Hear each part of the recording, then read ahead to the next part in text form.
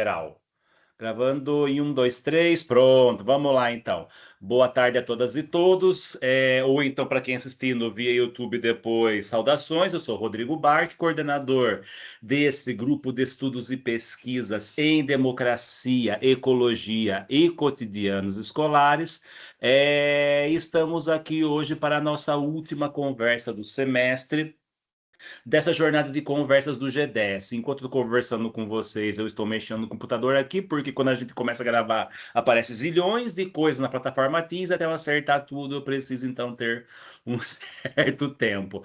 Muito bem, a gente está conversando aqui hoje. Nós temos aqui uma última reunião hoje e a ideia é conversar com as colegas da pós-graduação da Universidade Federal do Espírito Santo, a UFES, e quem está conosco hoje é a professora Janete Magalhães Carvalho, que muito gentilmente aceitou essa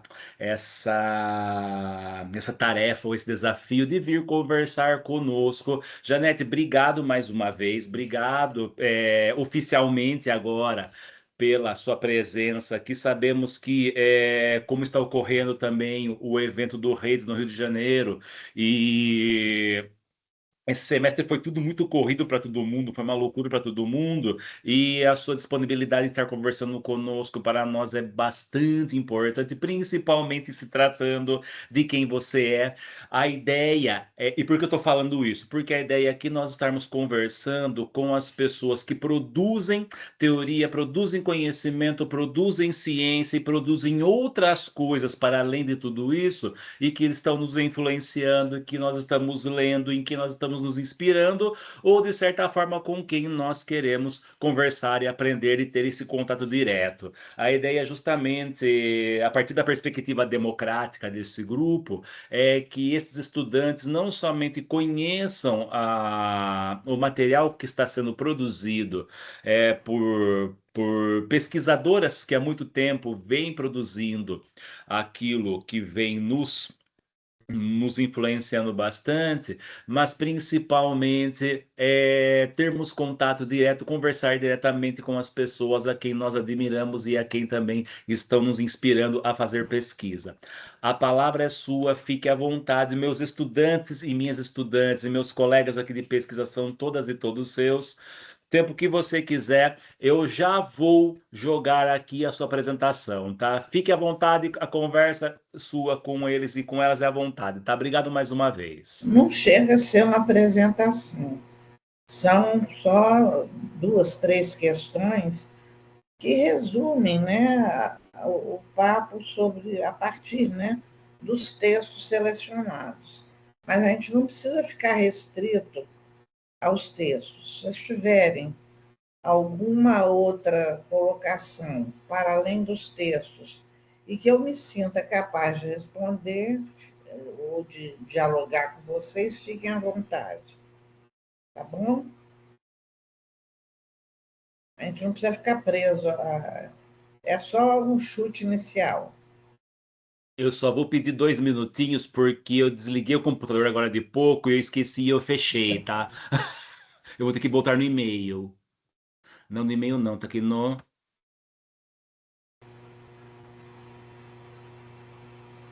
Só um minutinho. Aqui a gente faz tudo ao vivo. Aqui a gente tá abrindo. Mais um minutinho. Agora sim. Só que eu não vou abrir a tela inteira, porque se eu abrir a tela inteira, eu não vou conseguir ver a conversa. Então, eu vou abrir só um espaço da tela, que acho que vai ser suficiente para todos nós lermos, tá? Aqui.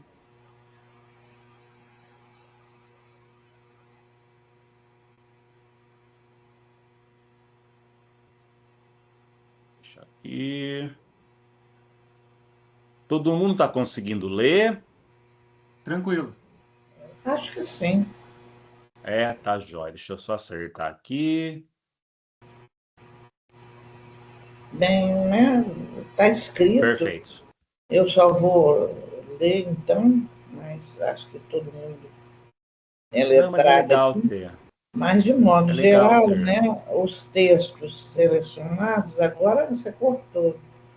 Ah, eu cortei? Desculpa. Cortou. Abre. Pronto. Melhor assim. Enfim, de modo geral, né, os dois textos aqui no caso, né, que a nossa produção vai bem além disso. Inclusive, a nossa linha de pesquisa atualmente está muito voltada para a dimensão estética, né, para a dimensão estética nos currículos e nos processos de aprendizagem e de formação de professores. Mas, de modo geral, né, os textos selecionados, eles enfatizam a importância de pensar currículos e docências como espaços de criação e experimentação, que escapem das normas e modelos tradicionais, promovendo aprendizagens inventivas e afirmando a infância, os estudantes de modo geral, né? A infância de todos nós também, né, professores, como potência transformadora. E com os textos, né, conclui, desculpe aí o erro aí, com um convite para continuar problematizando, experimentando outros modos de fazer educação que valorizem a arte, os afetos, a resistência, principalmente a currículos, que outro erro, né? A currículos previamente padronizados, previamente formatizados. Eu devo dizer, né, que essa figura eu selecionei porque o nosso grupo trabalha, o nosso referencial teórico, vocês devem ter percebido pelos textos, se fundamenta na filosofia da diferença, mas não somente em Deleuze e Guattari, né? Em toda a gama de autores que questionam, né, Deleuze, que questionam, como Lapujade, como, enfim, eu não saberia agora citar todos, né? Mas iniciando principalmente com pensadores que questionaram profundamente a racionalidade da modernidade, o excesso do inteligível sobre o sensível, que é o nosso objeto de pesquisa do grupo atualmente, né? Como combinar a dimensão. A nossa educação ela é extremamente formatizada, né, do ponto de vista da racionalidade científica da modernidade. Então, a gente parte, né, eu não diria da pós-modernidade, porque exerce também muita influência no nosso pensamento pensadores como Spinoza. Spinoza é uma referência sempre presente nos nossos trabalhos. Nietzsche, né, que estabeleceram uma certa contraposição, uma certa aproximação e, ao mesmo tempo, distanciamento de Spinoza. E, a partir daí, já mais autores mais contemporâneos, como Hard, Negri, que falam sobre o trabalho afetivo, né? Deleuze, Guattari, Foucault, Bergson, que eram antes deles, né? Mas que acabam por influenciar diretamente através do método intuitivo a problematização desenvolvida pelos autores que costumam ser nossa referência, mas não apenas eles. A gente busca dialogar com outros autores, né? Não necessariamente da filosofia de diferença, como Rancière. Rancière é muito presente por causa do debate dele sobre o sensível, o desenvolvimento, né? A partilha do sensível para produzir outros modos de vida na sociedade pós-industrial. E outros autores que eu não vou lembrar de todos agora, né? Mas por que a Madonna em trajes indígenas, né? Exatamente porque a gente tenta, né, pela filosofia da diferença, questionar os padrões, a cultura previamente estabelecida. Para Deleuze e Guattari, eles são absolutamente contra uma cultura previamente estabelecida. Eles falam da necessidade de uma contracultura, o tempo todo da problematização do que está dado. E, em especial, autores mais recentes, como Hans e outros, né, eles discutem, né, como a sociedade, né, midiática tem padronizado os valores, as pessoas e transformado, né, a cultura num produto de massa, mas de massa acriticamente consumida, né? E, nesse sentido, eu selecionei essa figura, porque ela, sem desmerecer o valor, né, da cultura clássica, né, mas há que questionar e colocar uma contracultura, né, uma contraposição a esses valores tão padronizadamente estabelecidos, né? E algumas questões derivadas, eu fiz 3, né? Porque eu acho que os textos já remetem a uma discussão interessante. Você pode passar, Rodrigo? Então, são referentes, né? As 2 primeiras questões são referentes ao, eu não sei se é texto 1 ou 2, ao texto que foi publicado na revista Imagens da Educação, né? Experimentações curriculares entre vidas e desejos revolucionários. O atrevimento de singularizar na educação pública, porque a gente tem muito pouca singularização dada a uniformização, né? Então a gente pergunta, como podemos criar possíveis? Esse não sufoco devia estar entre aspas, isso é de Deleuze, né? Não é nosso. Por favor, me deem ar, senão eu sufoco. Me deem alternativas, senão eu não consigo respirar. Não apenas no campo curricular, mas no campo, na docência e no campo educacional, de modo geral, que instaurem, né, outros modos de ser e estar na educação, que para Guattari ele chama isso de atrevimento de singularizar, via revoluções moleculares. Por que moleculares? Dada a nossa base teórica, né, a gente entende, né, não como movimentos separados, porque um está no outro. O movimento molar é o que domina a educação na atualidade, né? Mas a ele se contrapõe uma série de resistências, de manifestações outras não previstas, uma série de questionamentos, uma série de experimentações que que a gente está chamando, né, Guattari que chamou, né, que seria um atrevimento de singularizar, ou seja, se opor a essa dimensão molar. O que seria? Vocês vão querer perguntar, mas eu falo muito, então vocês me perguntem que eu paro, tá? Eu disparo e vou embora. Rodrigo abriu o olho, mas só fazer assim com a mão que eu dou umas paradas. O que seria, então, o molar? O molar, né, vem dentro dessa perspectiva, na perspectiva macroestrutural, né?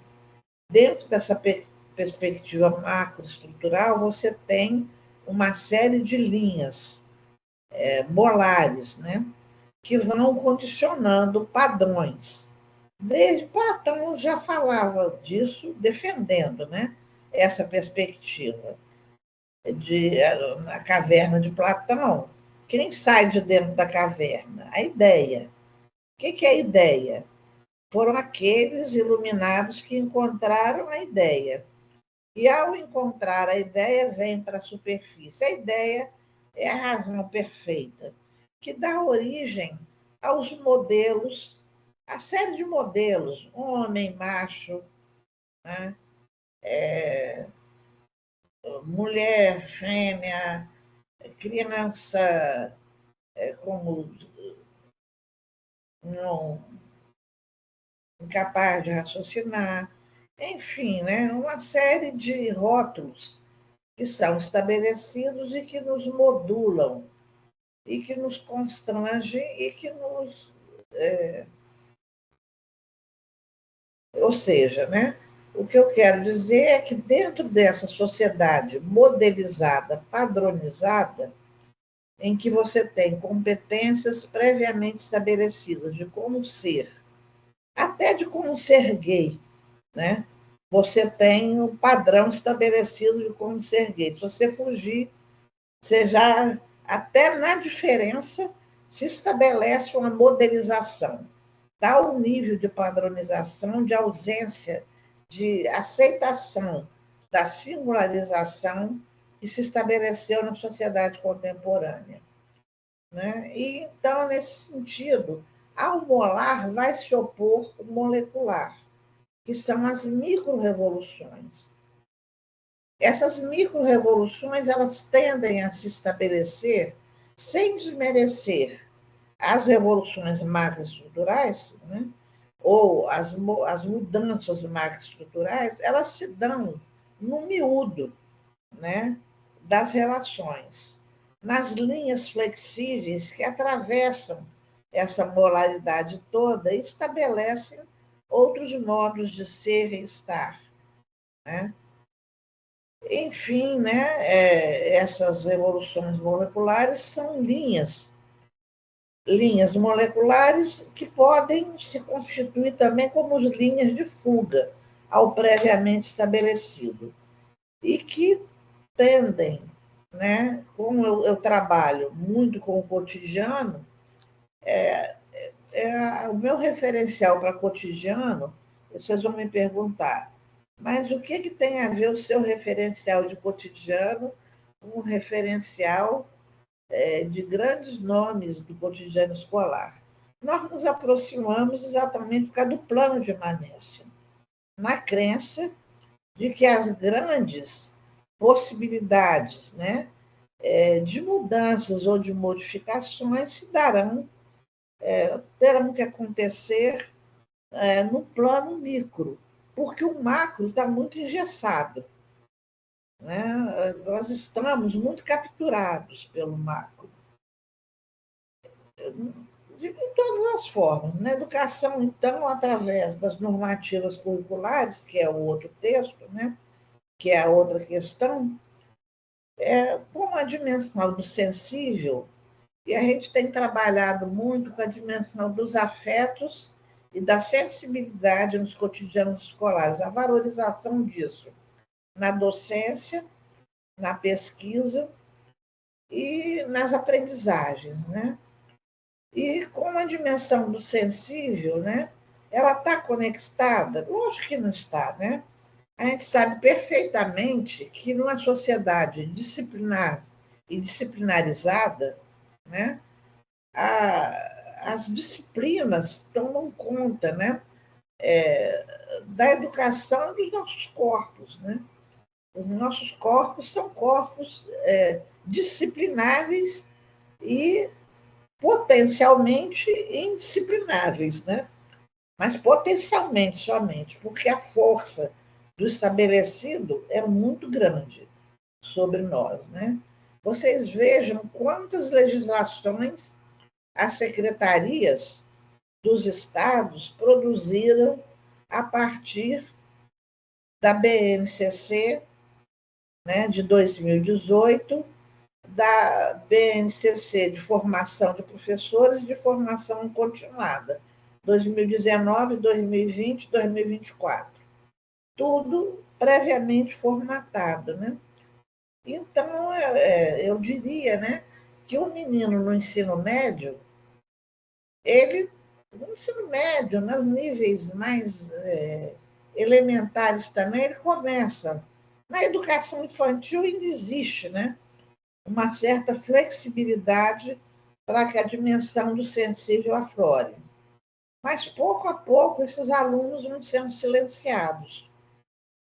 Eles vão sendo silenciados, eles vão, pouco a pouco, deixando de questionar, deixando de perguntar, deixando de problematizar, e, no final, eles vão, pouco a pouco, sendo inseridos numa educação para o Enem e para o vestibular, em que somente o inteligível, a decoreba, praticamente é o que conta, mesmo que ele vai esquecer 90% daquilo que foi arduamente memorizado daí a uns 3, 4 ou 5 anos. Eu tenho um neto que sempre foi um aluno muito bom. Ele passou para a faculdade de medicina com 17 anos. Mas ele disse: vó, eu não estou aguentando, acho que eu vou desistir do curso. Por quê? Porque é muito difícil, é muito segmentado. Eu pensei que fosse mais harmonioso. Falei, mas na frente deve ser, meu filho, tenha paciência, né? Um dia isso melhora. Você não vai poder sair um médico só sabendo das partes anatomicamente formado, né? Você vai ter que ter uma formação mais harmoniosa. Mas é o nosso regime educacional, nosso sistema, não é regime, não, sistema educacional que vai, pouco a pouco, né, nos levando, né, a esse fracionamento da razão, não é por ser inteligível que tem que ser menosprezado. Em nenhum momento eu estou dizendo que o inteligível tem que ser abandonado na educação. Mas ele, divorciado da dimensão, como eu digo aqui, né, na dimensão da ética, da estética e da política, simplesmente a racionalidade produz uma sociedade massificada, uma sociedade, né, robotizada. Enfim, esses são os textos, né? Eu até coloco aqui, né, no resumo, né, que as dimensões, né, da cognição, da ética, da política, da estética, elas constituem uma totalidade. Porque a cognição tem que ser inventiva e não de decoreba. A estética tem que ser para além da arte, né, clássica, sem diminuir o valor do Michelangelo, que eu não sou doida, né? Mas ela tem que ser uma estética da sensibilidade, da inventividade e da diferença. A política tem que ser uma política da igualdade, dos direitos e deveres da cidadania, do exercício da criticidade e do respeito à ordem democrática. E como isso está fazendo falta no Brasil, né? Quem votar em Bolsonaro, olha eu já fazendo propaganda antecipada. Eu vou te contar, são os traidores da pátria mesmo, né? Eu fugindo do assunto. E a ética da responsabilidade, da solidariedade e do respeito ao bem comum social. Essas são dimensões fundamentais que a gente vem tentando explorar. Só vou falar mais uma informação e depois vou esperar questões de vocês. Ou perguntas, o que vocês preferirem. Né? A nossa pesquisa atual, nós mapeamos, né, dentro das 10 melhores revistas classificadas, quando ainda o Quadros era considerado, foi feito, está sendo feito, né, essa seleção mas começou a ser feita um ano atrás. Então, o CNPq ainda não tinha desmontado o Qualis. O Qualis A1,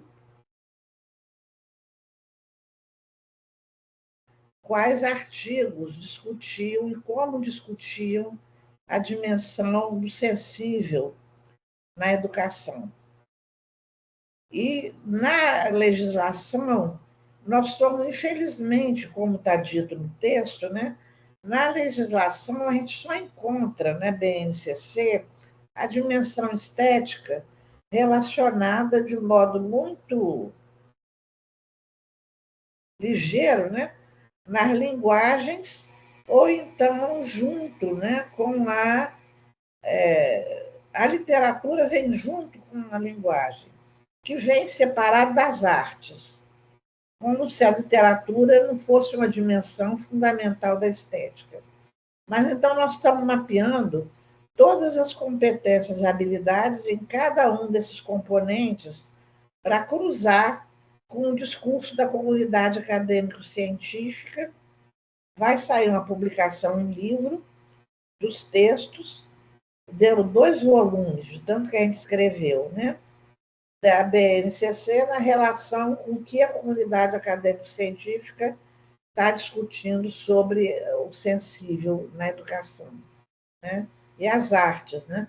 Mas não a arte com uma dimensão de uma estética pura, a arte da invenção, da inventividade, como eu já falei, né?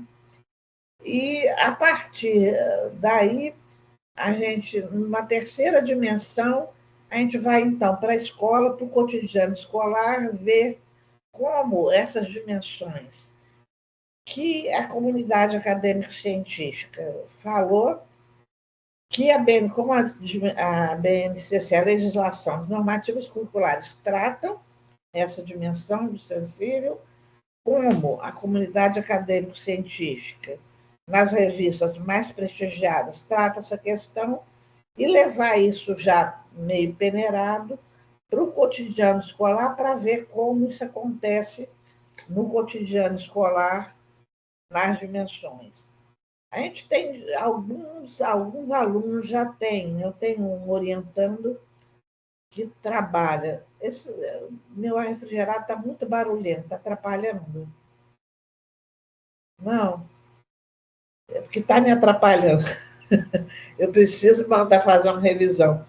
E, enfim, né, a gente vai tentar verificar como, né, na vida cotidiana, como se afasta, né, tanto o discurso da comunidade acadêmico-científica, como as normativas curriculares, como se aproximam, como se afastam do que é realizado no ensino fundamental.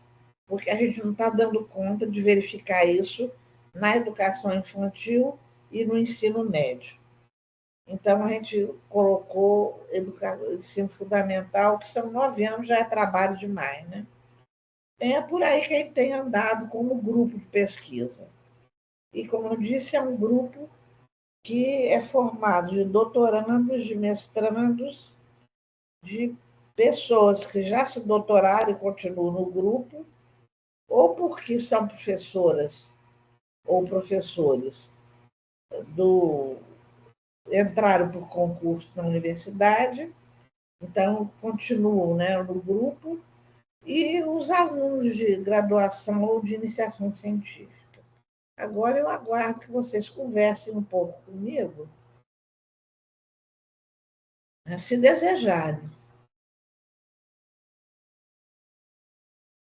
Janete, obrigado, maravilha. Mas assim, assim, muitas coisas que você traz que estão presentes no grupo. Eu ia brincar com você falando que a gente não discute política, a gente injeta na veia com soro, tá?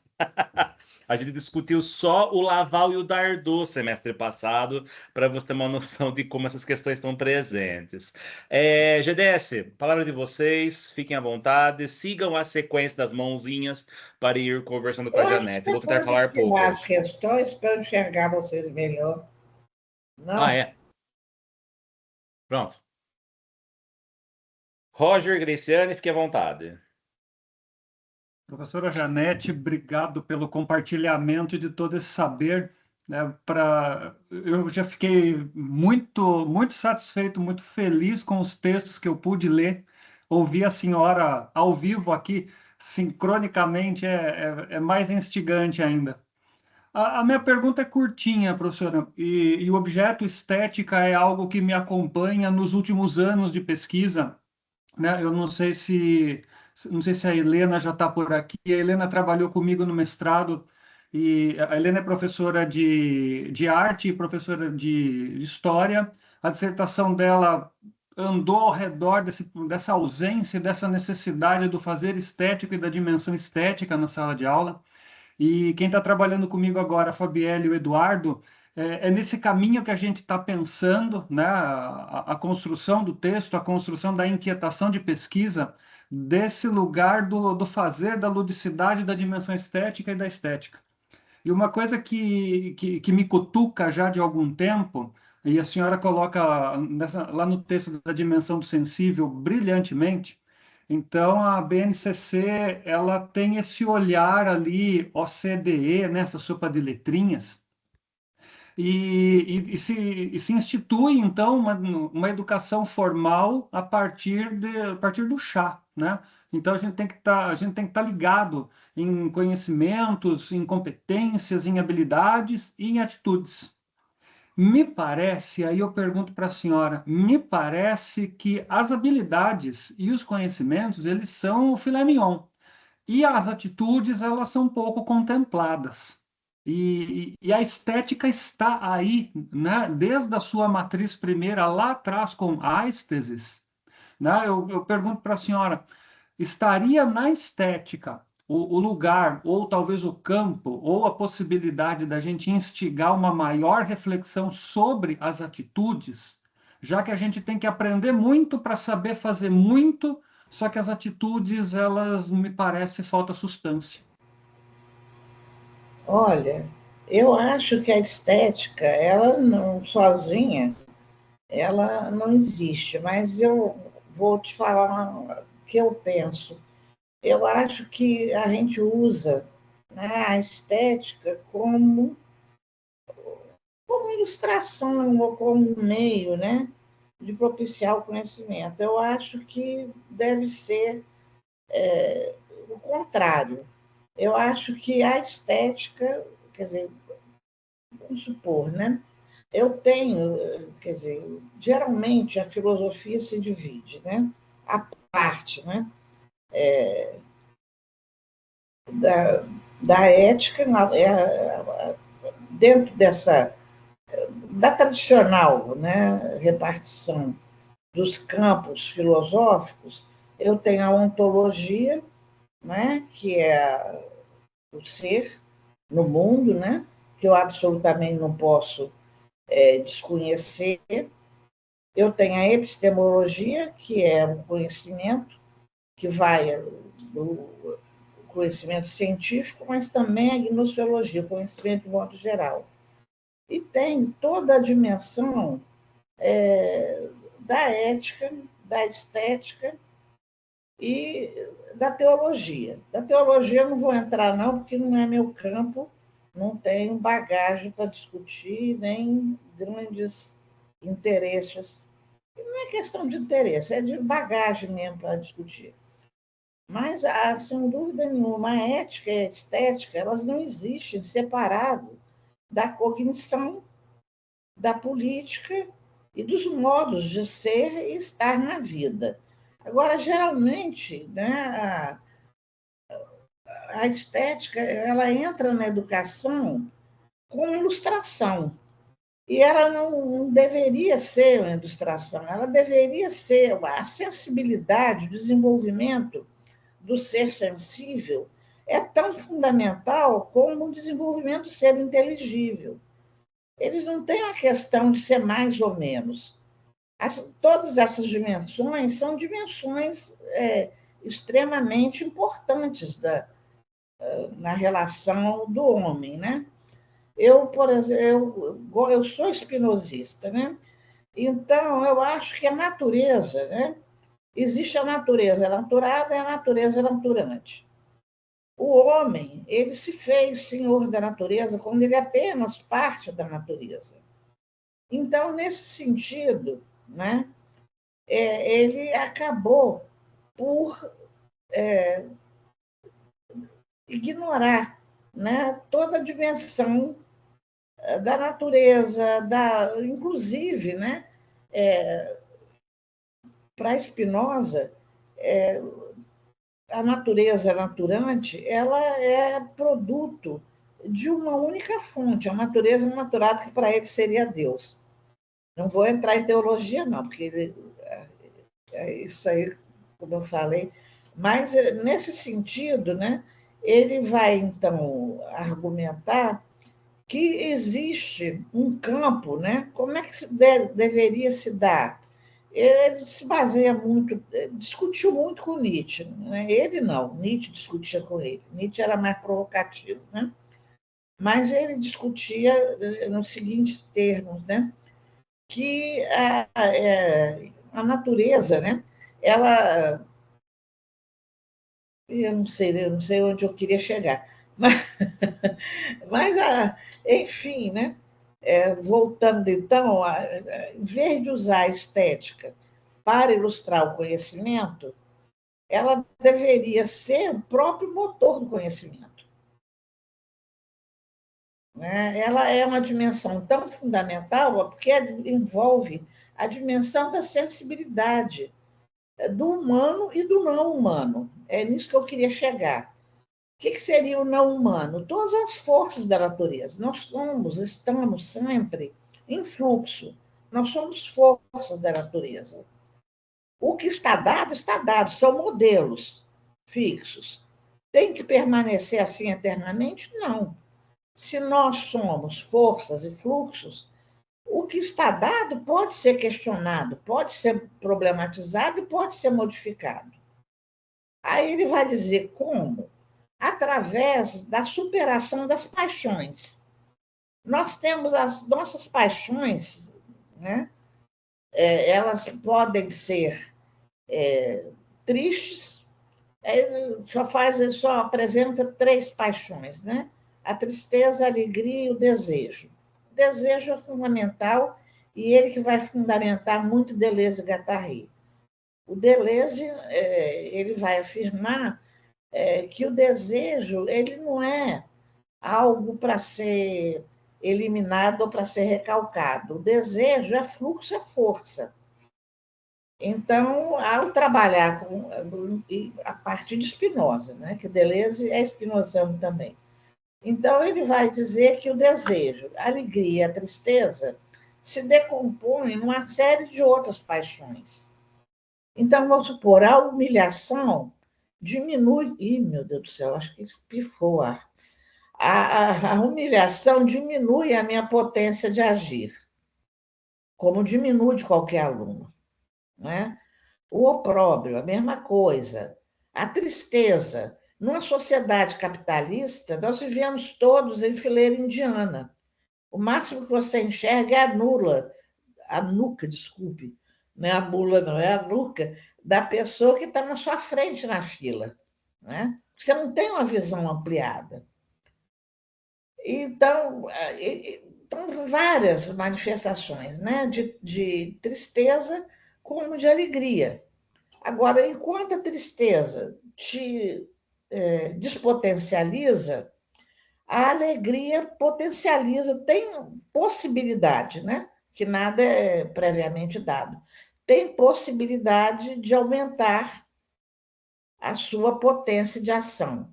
Essa potência de ação ele chama de afecção. Essa afecção vai se dar como? No encontro. No encontro de pessoas com outras pessoas, de pessoas com outros elementos da natureza. Do humano com o não humano.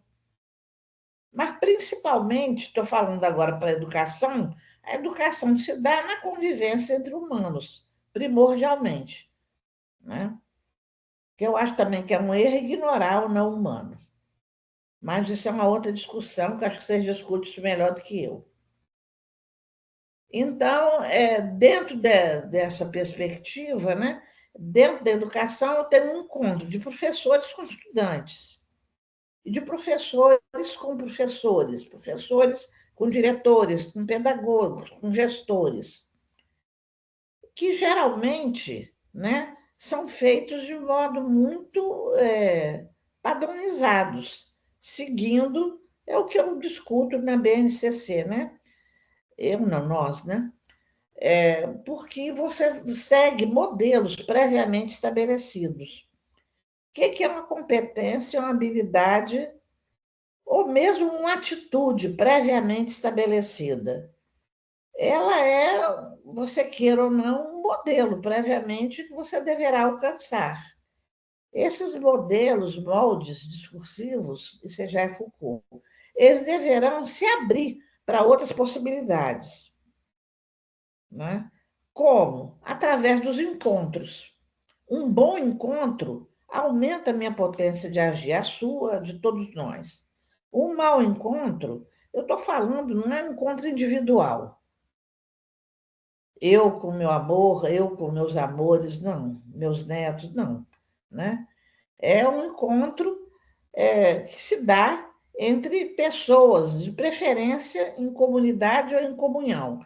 Quem discute isso muito bem é Rancière, quando ele fala estética é uma dimensão da política.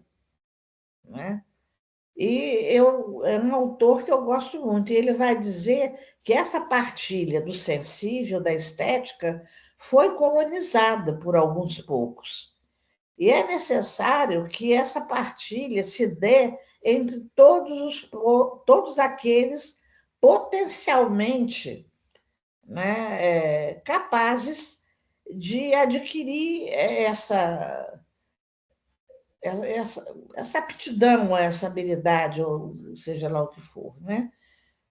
No caso, a dimensão estética, a arte não pode ser privilégio de uma elite. Eu estava escutando outro dia, eu gosto muito de Emicida, vocês gostam? Ah, eu saindo do assunto. Amo, amo, amo. E Emicida, ele estava discutindo com Fernando, não, com Luciano Huck, né? E quando o Luciano Huck falando da elite. Para mim, ele falou, isso não é uma elite. Elites são aqueles que se destacam por alguma coisa de bom que realizaram. Seja nas artes, seja na ciência, seja, né, em todos os campos do saber, né, e da sensibilidade humana. Vocês são elite nada, vocês são a burguesia, porque vocês acumulam dinheiro. E isso, para mim, não é uma elite. Elite seriam todos aqueles potencialmente interessados em dividir isso não é só de essa fala, né, dos potencialmente interessados, não é só de Rancière, né? Os que discutiram o currículo na década de 90, eles falavam muito isso, né? Inclusive, Paulo Freire está no documento dos curriculistas da década de 90, que tentaram inverter o caminho dessa razão única, né? E tentar dizer, né? Eu estou querendo lembrar, é um sociólogo muito famoso britânico, que ele, dentro do campo curricular, ele dizia: o saber é patrimônio de toda a humanidade. Ele não deve. Aí já é a idade, né? Alemão me pega de vez em quando, vocês não reparem, não, depois vem. Mas agora não está vindo, não. E ele vai dizer, ele disse que já faleceu há muito tempo, né? Mas ele tem uma obra muito interessante, né? Em que ele, não é Bernstein, não, é um outro, em que ele vai dizer que isso é patrimônio a cultura, né? E o saber é patrimônio, a ciência, a arte é patrimônio de toda a humanidade. Como tal, tem que ser partilhado por todos. A partilha do sensível de Rancière advoga isso, né? Na estética, que ela foi expropriada, né, da população. E foi classificado o que é cultura e o que não é cultura, etiquetado. Então, tem toda uma crítica sobre isso, e que Deleuze, principalmente Guattari, vai chamar isso de contracultura. A necessidade de uma contracultura que resgate a cultura que foi massificada, que foi massacrada. Te respondi, Roger. Eu voei, né? Mas acho que deu, né? Respondi, Ah, Roger? ótimo, professor, obrigado. E também eu penso que para nós engessarmos, estética é, né? Eu tenho discutido isso com a Fabielle e com o Eduardo, estética é. É Ora, melhor você ah, dizer, as- não é, está sendo, está em exato, processo, tá? Nada é. Você é Roger aqui, você deve ser outra em casa, deve ser outro na rua, né? Nós somos uma multiplicidade. Entender isso é fundamental, né? Para exatamente entender processos, né? Entender que nós estamos sendo, nós estamos também em fluxo, em força, né? E que, né, para o bem ou para o mal, imaginar que é possível alguma transformação, porque nada está previamente dado, para mim é muito reconfortante. Por isso que eu gosto muito dessas teorizações. De Spinoza, passando por Nietzsche, passando por Rancière, por todos esses que discutem de modo mais ampliado. Mais alguma questão? obrigado, professora. Graciane, Eu espero que sim. Graciane, Boa Quem? noite a todos. Oi. Professora, gostaria de agradecer aos comentários, a fala, a aula. Gostei muito dos textos. Como o professor Rodrigo comentou no começo, eu tenho foco na minha pesquisa em direitos humanos e a educação. E lendo os textos e ouvindo sua explanação, até pelo que estava escrito ali na apresentação também, eu não deixo de pensar me corrija se eu estiver errada, que a questão da singularização, ela não deixa de ser uma condição para os direitos humanos no cotidiano escolar, numa ideia de reconhecimento de diferença, de sentimento de pertencimento. Eu nunca tinha pensado nessa perspectiva, mas aí eu comecei a ler os textos e eu comecei a pensar por esse lado. E aí me parece como quase que uma condição para a efetivação dos direitos humanos no cotidiano escolar. Com certeza é, né? Eu estava hoje de manhã, né? Peguei vendo as classificações, né?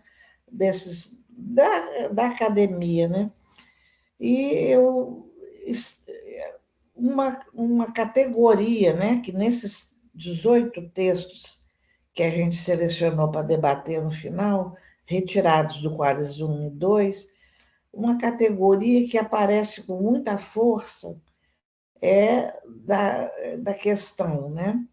Não somente da questão da mulher, do negro, do trans ou do gay, enfim, né? Aparece o estranho como categoria. Dentro da filosofia da diferença, eu sei que você dizer, né, o respeito à diferença, você não precisa imitar a diferença, mas você precisa respeitar, né?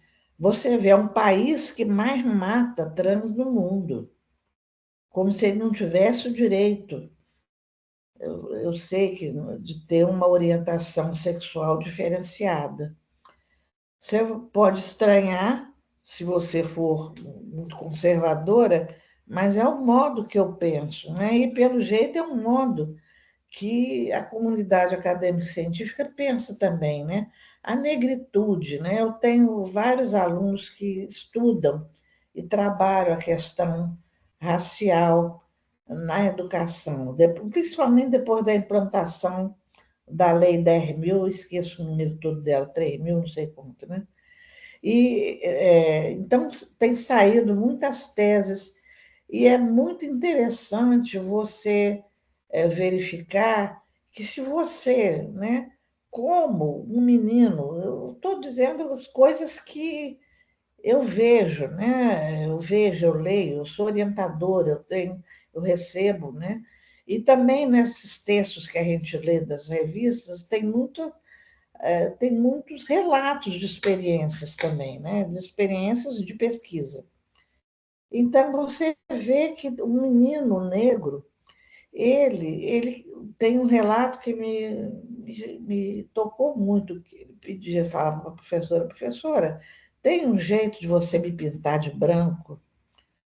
Aí eu fui também numa defesa de tese na Federal Fluminense, e que a tese era lindíssima, mas passava em Roraima. E, ao chegar, né, eu não conhecia a mestranda, foi a orientadora dela que me convidou. E no relato dela, ao ler, uma tese magnífica, não me pergunte agora que eu não vou lembrar o título, que é grande.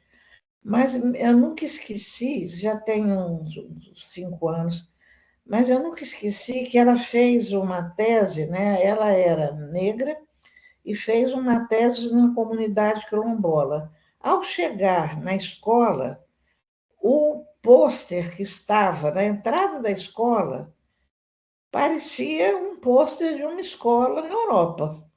Todas crianças louras de olhos azuis. Como que uma comunidade quilombola, né? Quer dizer, qual do seu caso, direito humano, que direito dessas crianças está sendo considerado, está sendo preservado? Né?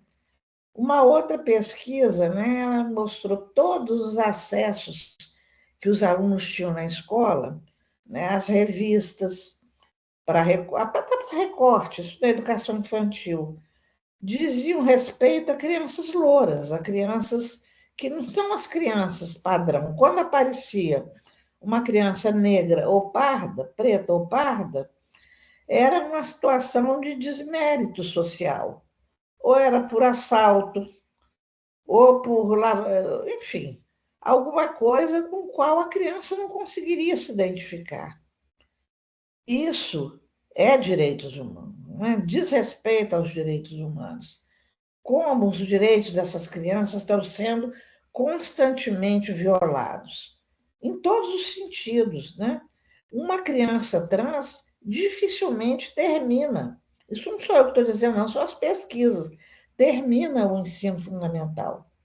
Ela é excluída pelo grupo, a tal ponto que ela abandona os estudos e vai se prostituir. Quer dizer, é muito desumano. A gente fala em direitos humanos, mas a educação trabalha com. É da educação, né? O do direito. Da educação? Da Então, é educação você mesmo que eu estou também. falando. Na educação, a gente parece que não existe, né? Não, eu Uhum. nunca ouvi falar, não sei. Eu vou simplesmente reproduzindo os modos dominantes da sociedade, como eu discuto nos textos, nós discutimos nos textos, né? De modo que são.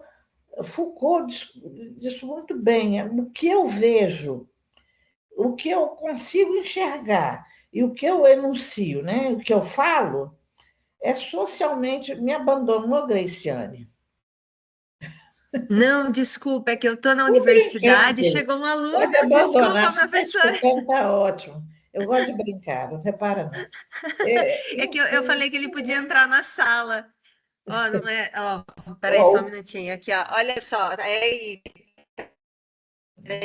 que eu borrei aqui a tela. Gustavo, faz um oi aqui, ó. Aí, tá vendo? É verdade. dei a Deus, para você ver quem é, não, mas dei a Deus. Mas, Graciane, ó, eu acho que o que Foucault foi brilhante, né? Aliás, ele foi brilhante, é brilhante até hoje, né? Mas ele diz, com análise do discurso dele, né? O que ele fala, né? O que eu digo, o que eu vejo e o que eu enuncio, o olhar e o ver são condicionados pelo discurso dominante. Eu tenho na sociedade, né, vários discursos convivem socialmente. Por exemplo, o discurso dos direitos humanos convive com o discurso da democracia sem que um nem o outro tenham penetrado no universo escolar. Então, são uma série, existe um que é dominante, que domina todos os outros, que é o discurso hegemônico, que o Luciano Huck diz que é da elite, e que a Emicida diz que não, que é da burguesia. E realmente é da burguesia. É da classe dominante que impõe a sua discursividade pelos meios midiáticos, por todas as formas, né, que o poder permite, né, que o poder age de tal modo que aquilo que eu digo e o que eu falo já é previamente censurado, né, dentro dessa embalagem discursiva, né? E evidentemente que existe um discurso dominante, mas vários outros discursos convivem nessa mesma, com esse discurso dominante. Eu espero que um dia, né, o discurso da democracia realmente se efetive. Eu sei que ele não quer, Rodrigo não quer que eu fale de política, mas como que a gente consegue não falar, né, dentro de um contexto no qual a criatura vai lá, né, para ferrar com a gente aqui? Vocês entenderam o que eu quero dizer? Não vou continuar, não, senão o Rodrigo me corta. Mas é óbvio, né, que existem diferentes discursos, inclusive sobre democracia, convivendo. Né? O campo democrático se diz democrático é muito amplo. A democracia, agora eu vou vir para a educação, efetivamente exercida dentro da educação é muito pequena. Eu estava vendo uma pesquisa agora de uma orientanda minha. Eu falei, mas cadê? Onde é que estão as cozinheiras, as servidoras da escola? Que ela está no cotidiano, né? Onde é que estão os professores que não são concursados? Eles não fazem parte desse universo? Como é que eles não entram aqui no seu coisa? Não, porque eles são proibidos de participar das reuniões. Gente, isso dentro de uma escola, que campo democrático é esse, né? Enfim, acho que direitos humanos é fundamental. Agora, tem que ser de fato, né? E tem que ser realmente debatido, discutido e implementado. Em todos os níveis, eu trabalho com a filosofia da diferença. Então, para mim, isso é fundamental, né? É uma coisa que.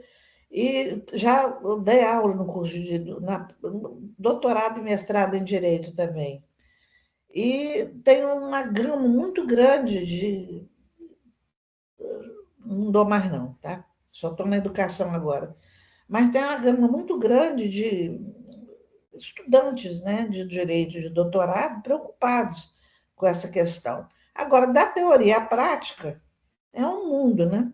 Por isso que eu acho que o micro, se o macro não está dando conta, o molar está dominando de um modo insano, o molecular tem que se estabelecer de um modo diferencial, né? O que seria um molecular? Molecular seria exatamente as micro-revoluções, né? Que de pouquinho em pouquinho, eu acredito muito nisso, de pouquinho em pouquinho vão transformando as mentalidades. Apesar de saber que o movimento, né, a gente desterritorializa um movimento muito incrustado da escola. Quando você volta, voltou tudo a estaca zero, porque o discurso dominante ele é muito forte, né? E quem tem o dinheiro tem o poder. Educação não tem nem o dinheiro, nem o poder. E nem quem efetivamente, eu acho, lute no campo democrático por uma educação melhor, que atenda às diferenças e que atenda a esse princípio que me parece que você quer defender, que é dos direitos humanos. E dos não humanos também, por favor. Obrigada, professora. Eu que agradeço a questão. Vou me defender. Aqui a gente não fala de política, a gente injeta ela na veia. Tá bom. Elizabeth, seja bem-vinda ao GDS. Elizabeth, a nossa Oi. pós-doutoranda do GDS. Fique à vontade, quiser se apresentar, se apresente antes de sua questão. Depois também a gente vai fazer a apresentação formal sua para o grupo. Obrigado mais uma vez pela confiança, pela parceria. A palavra é sua. Está com o microfone desligado.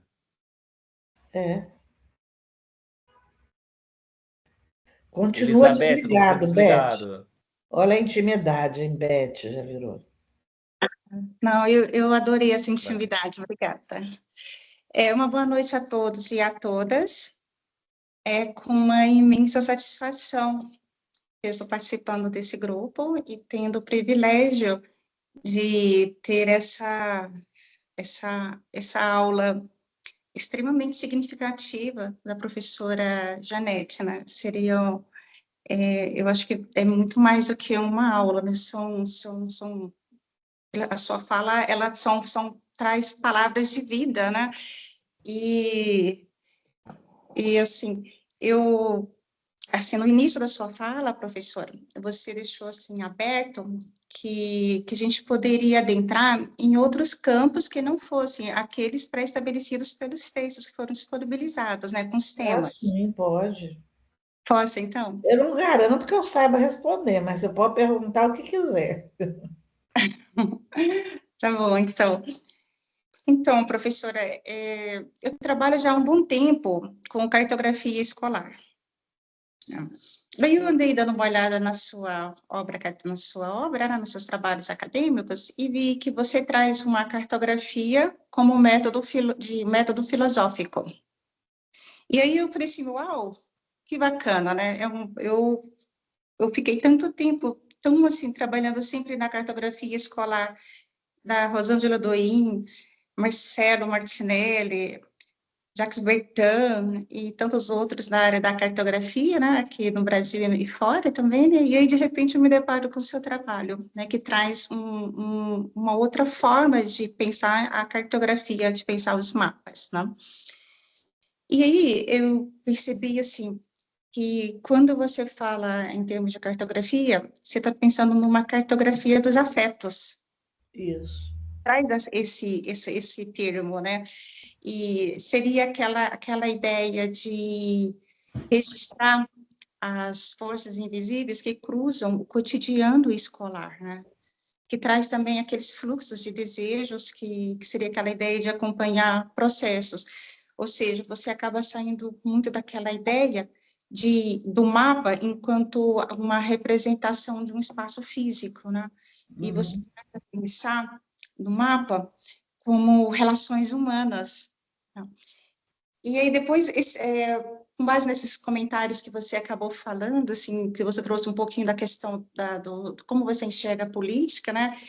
Eu pensei assim, nossa, eu acho que é bem isso mesmo. Ela trabalha uma cartografia, ela trabalha a cartografia dos afetos, né? Uma cartografia bem diferenciada, muito bacana, né? Aí, diante dessas questões que eu levantei, né, eu queria colocar uma questão para você, né, mas sinta-se à vontade para respondê-la, tá? Eu queria ver não, na verdade, são duas coisas, são duas questões que eu gostaria de colocar. Uma que eu queria que você falasse para mim um pouquinho mais sobre essa cartografia, a cartografia dos afetos, tá?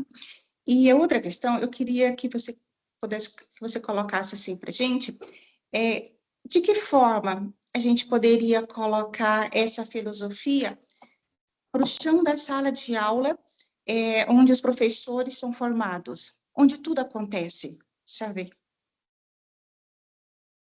A cartografia, por que eu falo que é um método filosófico? Porque ela vem de quem desenvolveu a cartografia que eu trabalho foram Deleuze e Guattari. Você conhece aquela coleção Mil Platôs? Ainda não. Está ali, mas até eu abrir não dá. Mas Mil Platôs, Capitalismo e Esquizofrenia. São 5 volumes, né? Eu não sei em qual dos volumes, mas ali, eu acho que é no volume 1. Ele vai expor uma cartografia e enquanto que ele vai dizer que a cartografia era muito usada na geografia, em ciências sociais, mas como um mapa. E ele vai dizer que o mapa é fixo e que interessa, né? Ele vai desenvolver alguns princípios da cartografia, que eu não vou me estender neles agora, não, depois leia o volume 1, que aí você vai entender bem, não é difícil. Mas qual é o princípio fundamental? É o princípio do rizoma, da raiz. Em vez de um conhecimento arborescente, né? Que na escola a gente está acostumado a ter um tronco comum, depois a diversificação em galhos. A isso ele chama de um currículo arborescente, ou de uma pesquisa arborescente. Ele vai contrapor o conhecimento como rizoma. O que é um rizoma? Um rizoma é uma raiz. E uma raiz, não só uma raiz, né? A grama é um rizoma. Ela vai se estendendo, não é? Sem necessariamente, não sei se não tem um começo, mas certamente não tem um fim, né? Ela vai ter múltiplas entradas e múltiplas saídas. Esse é o princípio básico da cartografia. Outros princípios são da heterogeneidade, o princípio da multiplicidade, mas depois você lendo, você não vai entender muito bem, não, porque eles são meio complicados. Mas o que isso significa? Significa que, ao entrar para fazer uma pesquisa, eu não sou um dos primeiros princípios. Primeiro, não existe. Você levantou a mão, Rodrigo? Eu não existo, né? Não existe um eu previamente fixado. Eu sempre estou em relação com. Eu, Janete, sou ao mesmo tempo mãe, avó, professora, enjoada, agradável, triste, alegre, né? Viajante, adoro viajar, mas nem sempre. Enfim, nós todos somos uma multiplicidade, porque faz parte, né? Eu brinco muito com meus alunos dizendo, certamente se eu tivesse nascido no Palácio de Buckingham, eu não seria o que eu sou, né? Porque eu sou um resultado de múltiplas relações. Como filha, tem horas que eu falo como minha mãe, tem horas que eu falo como minha filha, faço até birra, tem horas que eu sou uma pesquisadora, tem horas que eu sou um estudante, tem horas que eu estabeleço um diálogo com alguém que já morreu há muito tempo, tem horas que eu puxo conversa com alguém que está próximo na fila do cinema do meu lado, e por aí vai. Todos nós somos uma multiplicidade e só existimos em relação. Então, quando eu entro num campo de pesquisa, eu não entro com um campo previamente, um campo mais ou menos demarcado, mas não delimitado, né? Ou seja, eu estarei aberta às contingências do processo. Eu vou me deixar afetar e ser afetado pelos encontros que eu tiver durante aquele processo de pesquisa, né? De tal modo que eu não sou, eu tenho um texto sobre, mas foi publicado agora em 2025 pela revista da Unicamp, Leitura, Teoria e Prática, que eu falo de cartografia dos afetos. Mas é mais ou menos isso, né? Pelos afetos e pelas afecções, eu vou tentando, né, cartografar um campo de pesquisa, mas sabendo que eu estou dentro do campo e eu sou parte do campo. Tá claro? Eu não sei se eu estou complicando. Por quê? Porque tem múltiplas entradas e múltiplas saídas. Ai, meu Deus, voltou. Esse ar está um problema hoje. Depois vou mandar rever. Mas, enfim, né? Ao entrar, por exemplo, eu tenho, evidentemente, um problema de tese razoavelmente traçado, mas sabendo que ele poderá se modificar no encontro com o campo de pesquisa, né? eu tenho um campo flexível e eu vou, né, nesse percurso. Eu posso usar uma série de recursos, né? Depende, evidentemente, da minha pesquisa. Mas, geralmente, a gente usa diário de bordo para gravar, ou gravador, e, ao mesmo tempo em que eu estou acompanhando. O meu trabalho é de acompanhamento dos processos, sabendo que eu sou parte desse processo. Porque, ao mesmo tempo que eu sofro interferências do campo em que eu estou situada, esse campo também me afeta. Eu nunca entro num campo e saio do mesmo jeito. Alguma coisa me é acrescentada ou retirada. E tanto melhor será a pesquisa, né? Será o relato da pesquisa, quanto mais eu conseguir realmente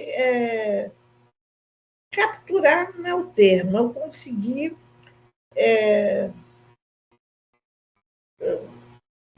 capturar, conseguir registrar também não é muito termo.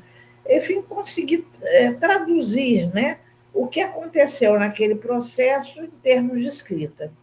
Isso depois é um segundo processo bem difícil. A produção de dados, não existe coleta de dados na cartografia. Existe produção de dados. Eu não vou a campo coletar dados. Eu vou a campo produzir dados. Eu vou interferir, eu vou... geralmente, como eu trabalho, né, com a dimensão da arte, geralmente eu levo literatura, levo cinema, levo teatro, levo o que eu tiver dentro da minha pesquisa à minha disposição. Nem sempre tem esses recursos, né? E nem sempre a escola tem. Mas na última pesquisa que eu realizei, ela era uma escola razoavelmente bem equipada, então a gente levava filmes, interagia com as professoras, com os alunos. Você vai dizer, mas todo mundo reagia na mesma sintonia? Não. Alguns sim, outros ficam doidos para a hora de para a sala tomar o cafezinho, né? Porque já está completamente capturado pelo sistema, né? Está cansado. Também eu não estou condenando esses, não. Ser professor hoje em dia é muito difícil, né? É muito difícil, ganha pouco, você tem muito aluno especial na sala, sem ter ajuda para atendimento a esse corpo que existe, né, e que precisa de cuidado. O Estado não lhe fornece isso. Então, o professor é um herói, né? Não estou malhando ele, não. Só que nem todos, né? Exatamente pelo cansaço, a maioria trabalha mais numa escola, estão dispostos a entrar de corpo e alma.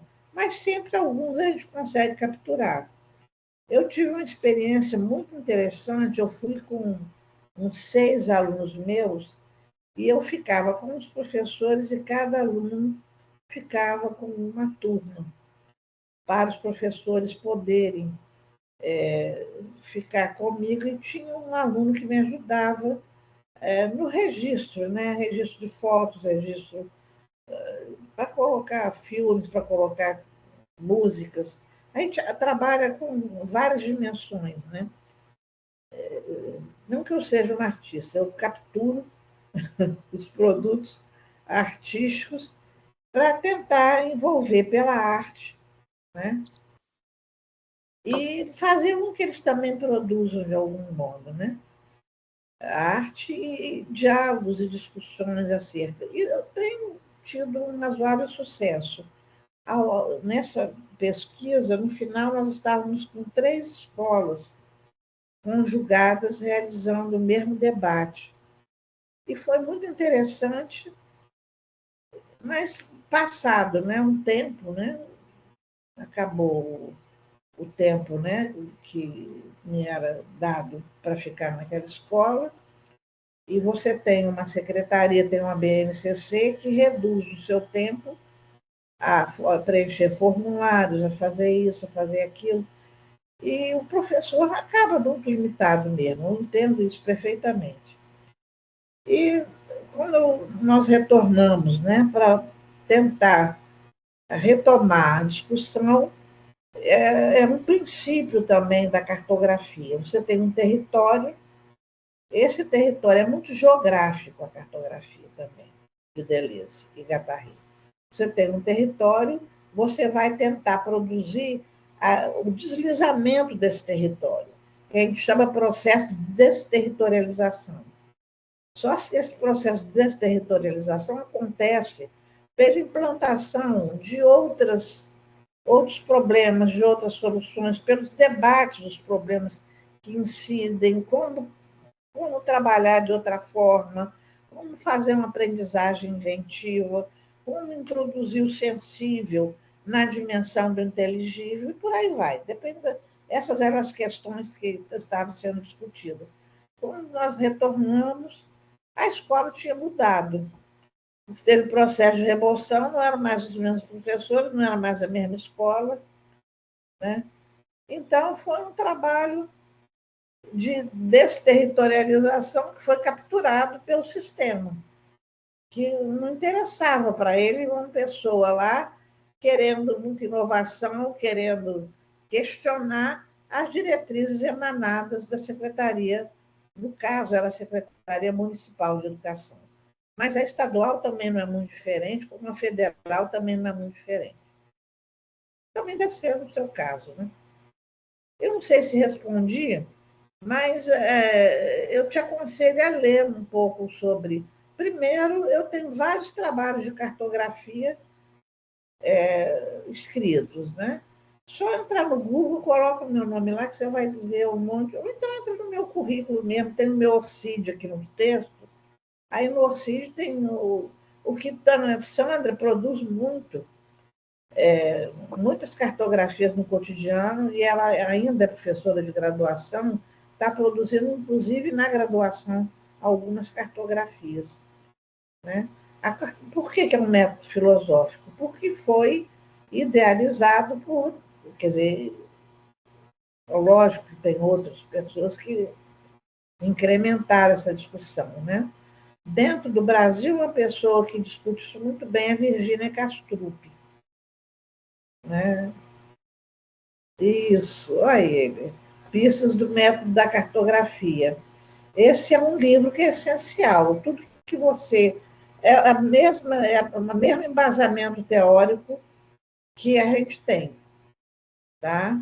Não só ela. Aí, no caso, acho que é Beth, não sei se é Beth, esqueci o nome, Passos, não é?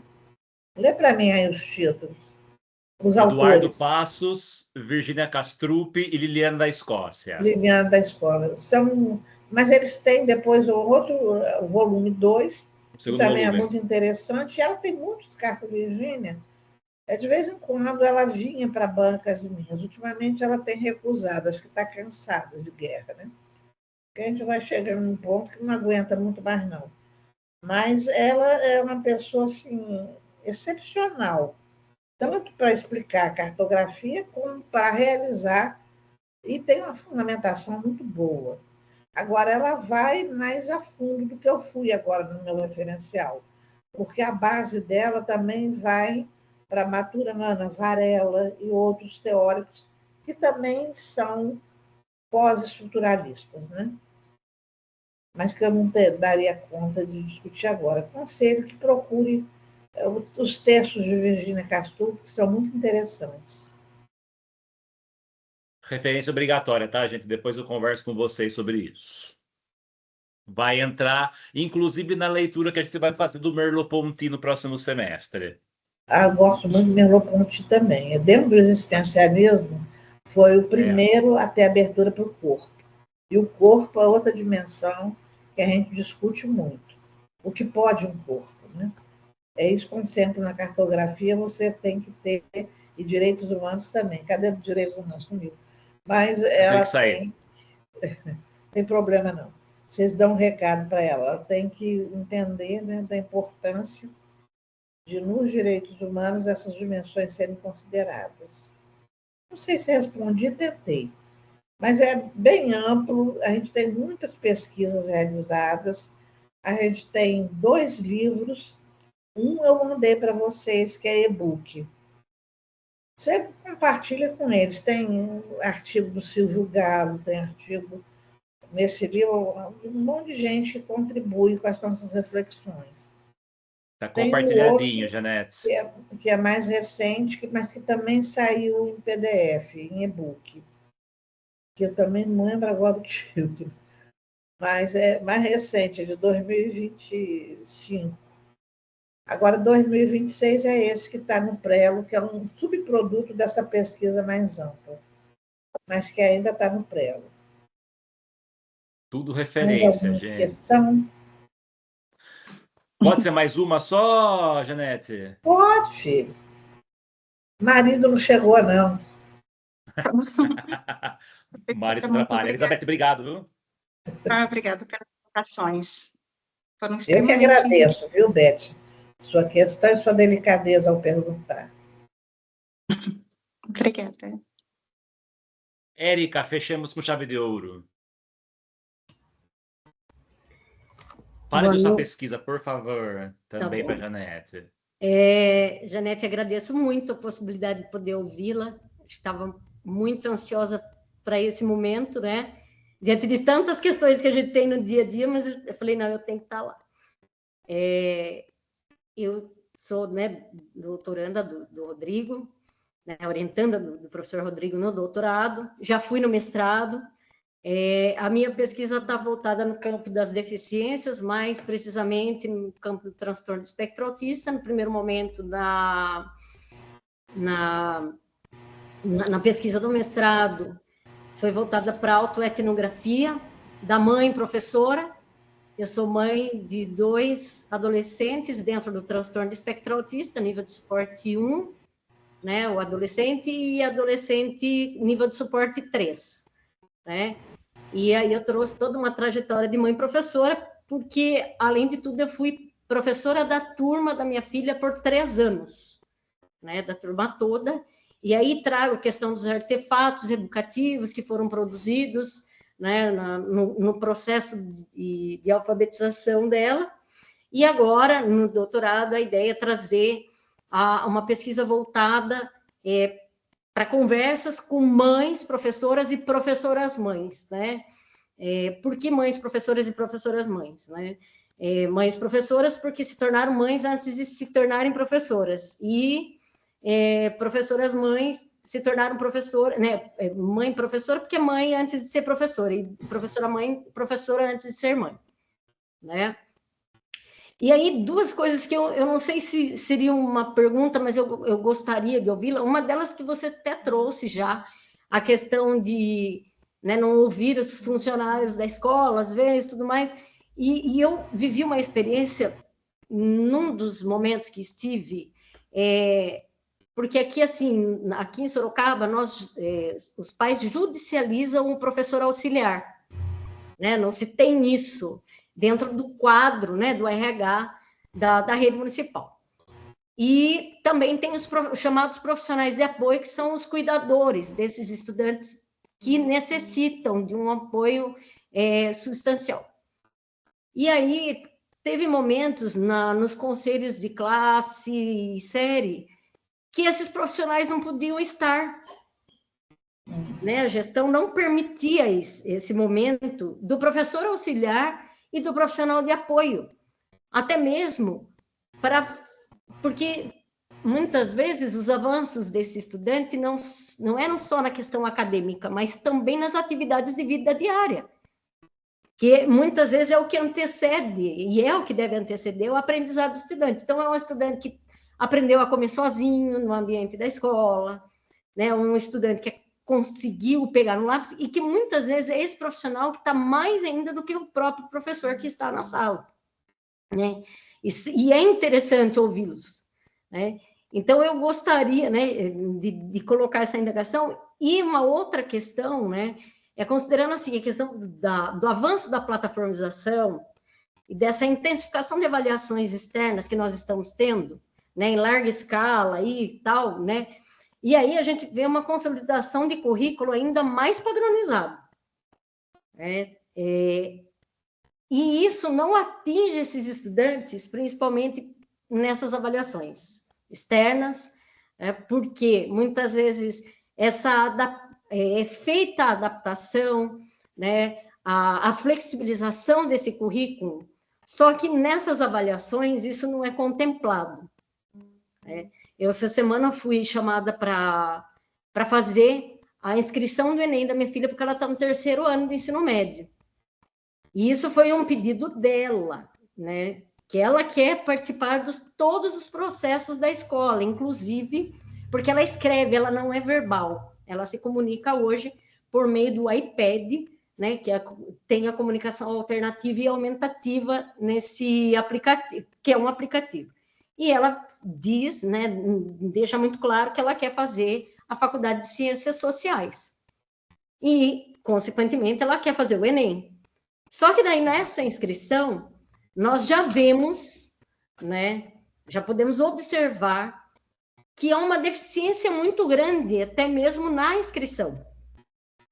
Né? Porque, assim, fazem perguntas muito superficiais com relação a essas adaptações que ela necessita para poder realizar. Eu, enquanto mãe professora, fico num processo assim muito contraditório, porque ao mesmo tempo que não é que eu sou contra as avaliações, mas que eu fico muito impactada de ser uma avaliação que não a atinge, ao mesmo tempo há uma solicitação dela de fazer essas avaliações. Só que, ao mesmo tempo, nós temos a prova paulista aqui, né, que são as avaliações bimestrais, que são todas na plataforma, são todas plataformizadas. E quando a gente observa os resultados dela, mesmo vendo os avanços, são muito aquém daquilo. Mas por quê? Porque se pensa numa questão macro e não micro.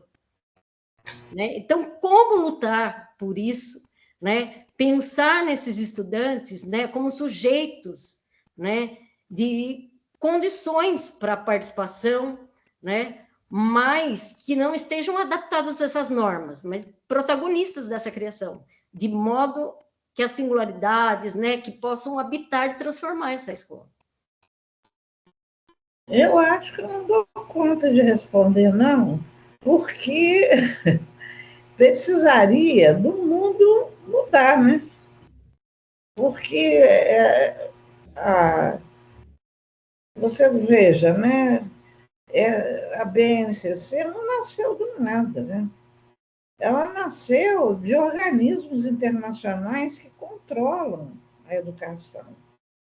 Se você reparar no Conselho Federal de Educação, a presença de professores, né, de universidades públicas ou da educação pública é muito pequena, está tudo dominado pelos interesses privatistas. E os interesses privatistas não são, né, de olhar pela diferença, de dar uma educação em que o inteligível seja associado ao sensível, ou modo, a avaliação precisaria ser o que é? É a primeira pergunta que eu faço. Lógico que não. Precisaria repetir todas as competências e habilidades que já estão esquadrinhadas, né? E também em atitudes na BNCC? Lógico que não. Né? Existiriam outros modos de avaliar, só vou te contar uma experiência que um aluno meu teve um dia desses, ele chorou comigo. Ele é um rapaz de mais de 30 anos. Chorão, é verdade.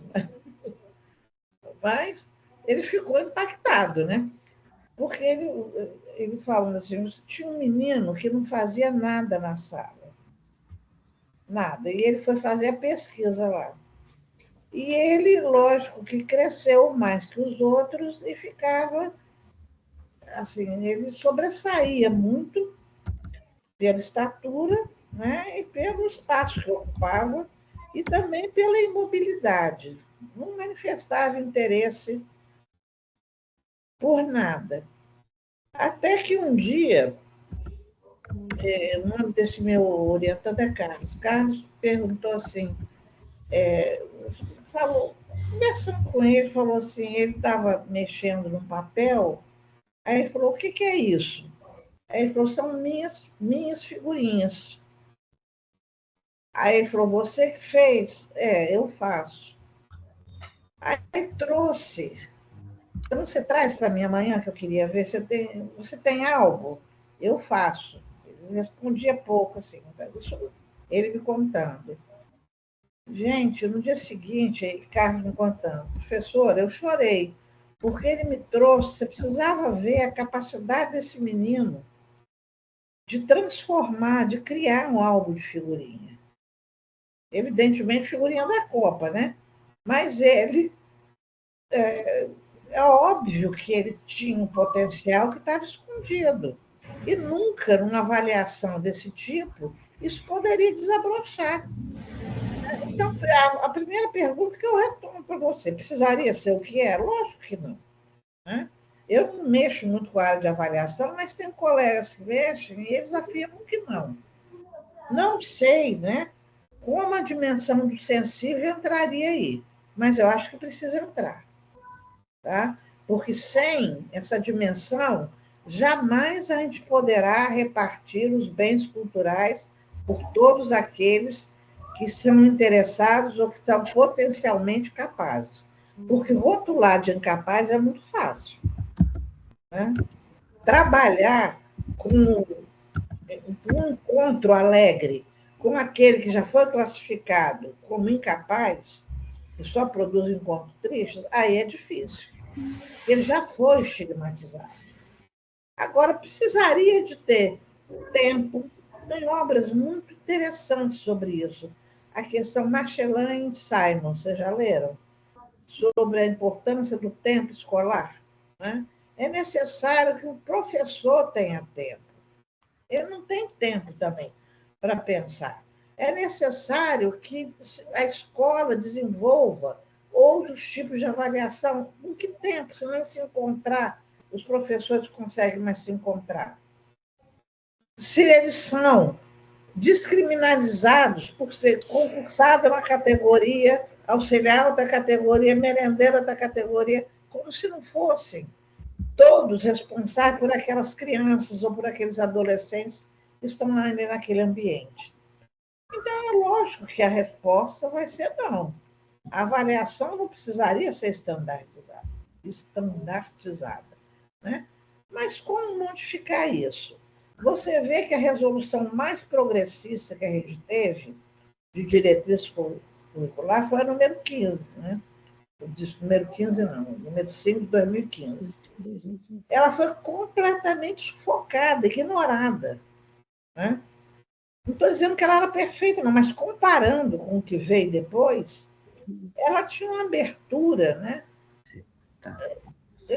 Maravilhosa, comparativamente falando. Foi ignorada, né? E passou a ser esse engessamento, que atende a quê? A interesses internacionais, a padronização internacional. Você é comparado com o menino da Noruega, o menino da região ribeirinha da Amazônia, comparado com o menino que mora na Lagoa, que mora... Lagoa é um bairro do Rio, né? Ou que mora... A cidade de vocês é? Sorocaba. Pode falar. Sorocaba. Sorocaba.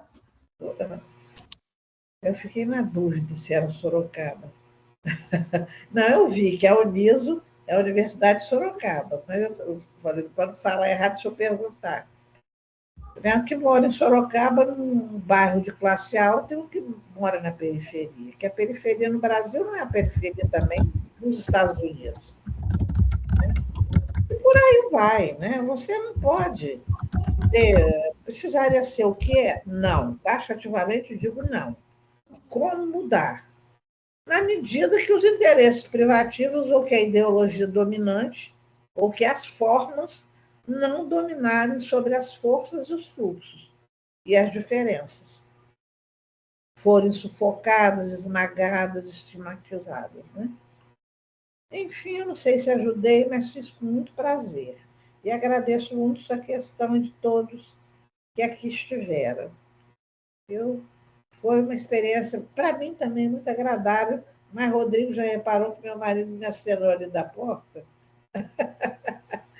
Quer dizer, a gente tinha muita coisa ao mesmo tempo, né? Nós Mãe, deixamos avó, você. mulher, professora, palestrante, por aí vai.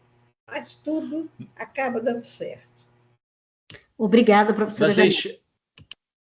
Pode falar. Nós deixamos você ir, Janete, então, já que seu marido exige sua presença. Ele parou ali na porta, falou, vai sair, não? Eu falei, daqui a pouco. Já saiu? Ou ela caiu, né? Eita! Então, qualquer coisa, eu me despeço. Se a Janete voltar, eu me despeço oficialmente. Eu vou encerrar a gravação, tá? Quero agradecer a quem assistiu. O grupo fica aqui, tá? Eu só vou encerrar a gravação porque vocês ficam aqui. Mas quero agradecer quem assistiu a nossa jornada nesse semestre, tá? Vai ficar à disposição. E em 2027, nós faremos mais com a perspectiva maior de ser um projeto mais extensão do que ligado ao GDS, mas a gente continua ano que vem também. Obrigado mais uma vez. Vou encerrando a gravação em 3, 2, 1.